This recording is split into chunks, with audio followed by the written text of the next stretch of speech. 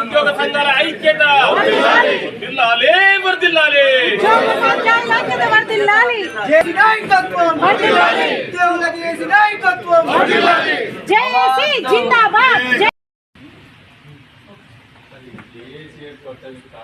Government ఏర్పాటు అయిందా లేకపోతే పరిష్కారం కాలేదు కాబట్టి 9 నెలల తర్వాత కూడా అందుకని ఏర్పాటు కాకపోతే అప్పుడు గవర్నర్ ముఖ్యమంత్రి గారు ప్రతిపక్షం ఉన్నప్పుడు అందరూ కలుసుకుంటారు అప్పుడే చెప్పిండ్రు. ఈ ప్రభుత్వం వచ్చినాక మేము కూడా వారి అనుకూలంగానే ఏదైనా ఇలా జేఏసీ ఏర్పడి ఈ ప్రభుత్వాన్ని కూడా గట్టినే అడుగుతాం. వచ్చేటప్పుడు దేశాలు లేవు, పనిచేసేటప్పుడు అందరం కష్టపడి పని చేస్తాం. ఈ ప్రభుత్వానికి మంచి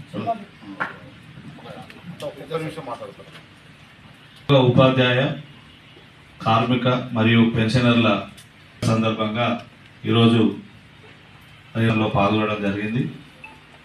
మరి ఈరోజు ఉపాధ్యాయుల ఏకీకృత సర్వీసు నిబంధనలను వెంటనే రూపొందించాలని చేయాలని ఎయిడెడ్ మోడల్ ఉద్యోగ ఉపాధ్యాయ కార్మిక పెన్షనర్ల జేఏసీ ఏర్పాటు చేయడం జరిగింది. మరి ఆ రోజు తెలంగాణ ఉద్యమంలో కొట్లాడిన ఉద్యోగులు ఏకతాటిపై 10 ఏళ్ల తర్వాత ఒక జేఏసీని కాన్స్టిట్యూట్ చేసుకున్నాం. 15 మంది స్టీరింగ్ కమిటీతోని ఏర్పాటు చేయడం జరిగింది. మరి ఈ కార్యక్రమంలో అన్ని సంఘాల అధ్యక్ష కార్యదర్శులు ఇలా పాల్గొన్నారు. దాదాపు 150 సంఘాలు ఇలా ఈ జేఏసీలో భాగస్వామ్యమైనది. మరి గత ప్రభుత్వం మాకు జీతాలు ఇవ్వకుండా చేసిన ప్రభుత్వం ఇలా ఈ కొత్త ప్రభుత్వం వచ్చిన తర్వాత మొదటి తారీఖు జీతం ఇవ్వడం నిజంగా సంతోషమైన గౌరవనీయులైన ముఖ్యమంత్రి గారికి కృతజ్ఞతలు తెలియజేస్తూనే మరి మీరు మేనిఫెస్టోలో పెట్టిన ప్రకారం 15 రోజుల తర్వాత మనకి డిఏలు అలాగే పెండింగ్ బిల్స్ ఇస్తామని అప్పుడు మాట ఇచ్చారు. మరి మేనిఫెస్టో పెట్టారు. మరి గత 9 నెలలైనా ఇలా ఉద్యోగులకు మరి ప్రియారిటీ ఇవ్వకుండా మీటింగ్ పెట్టకుండా చేస్తున్నారు. మరి మేము ముఖ్యమంత్రి గారిని కోరుతున్నాం, మా ఉద్యోగ సంఘ జేఏసీగా మమ్మల్ని పిలవండి, మా సమస్యలు అడగండి.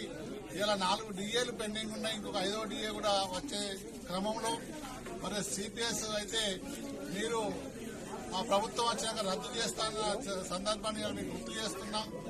మరి ఇలా టీఆర్సీ మన ఫిట్మెంట్ మంచి ఫిట్మెంట్ ఇచ్చేసి టీఆర్సీ ఇవ్వడం కూడా ప్రభుత్వ బాధ్యతగా ఇలా మేము గుర్తు చేస్తున్నాం. మేము ప్రభుత్వ ఉద్యోగులుగా మీతో కలిసికట్టుగా పనిచేస్తాం. మీ ప్రభుత్వానికి మంచి పేరు, మన ప్రభుత్వానికి మంచి పేరు వచ్చేటట్టు ఉద్యోగ సంఘాలుగా చేస్తాం. కానీ మాకు వచ్చిన మా న్యాయమైన హక్కులను మీరు ఇవ్వడానికి ముందుకు రావాల్సిన బాధ్యత మీరు తీసుకోవాలి. ముఖ్యమంత్రి గారు అంటే ప్రజలను ఇలా ఉద్యోగులను కన్నా పిల్లలా చూసుకోవాల్సిన బాధ్యత మీకున్నది. ఇలా రైతులకు ప్రజలకు అన్ని రకాలుగా వాగ్దానాలు చేసి ఇలా తీర్మానాలు చేసి ఇచ్చారు. కానీ మాకు ప్రభుత్వ ఉద్యోగులుగా చాలా పెండింగ్ ఉన్నాయి.